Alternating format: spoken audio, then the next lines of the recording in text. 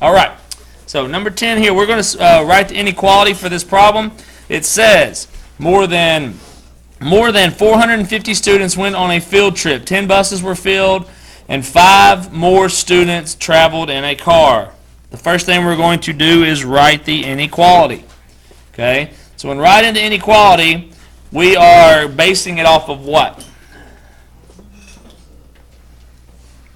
What are we basing the inequality off of? You don't know. Why do we not know?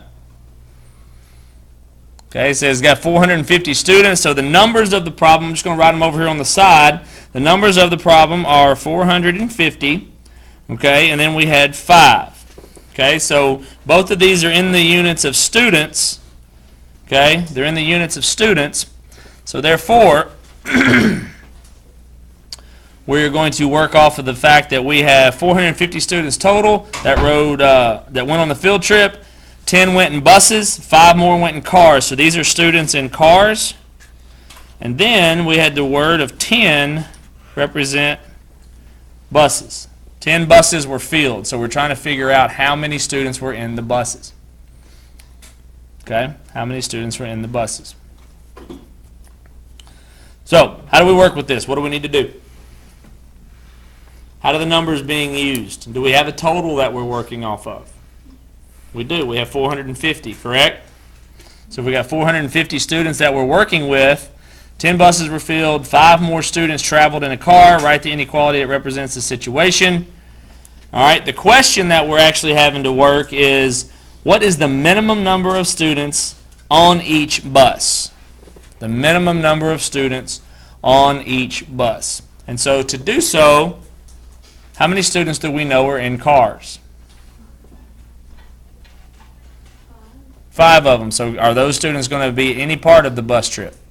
No. So they're going to come off of it. And so therefore we got 450 total. And then we're going to, so this was total number of students. And then we're going to subtract the 5 that were in the cars, because all we're going to concentrate on are the buses. So the total number of students that we're working with on buses is 445 students that we're working with. Right? All right? And so therefore, there's our total for our inequality, 445 total students. And we're going to split those up into what? Buses, right? So are we going to have more students than this? So the number we come out with, okay, is going to have to be less than, or it's going to have to be greater than the bus total number for the students, because they're all got to fit on the buses. Okay? So how many buses do we have? 10. So 10 students per bus. We're looking for the number of students per buses. So there's my inequality. Okay?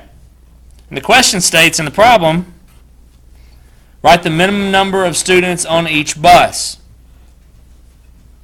How do I solve this? What do I do to solve this inequality?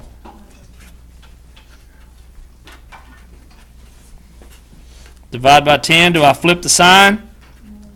I thought when I divide, I flip the sign.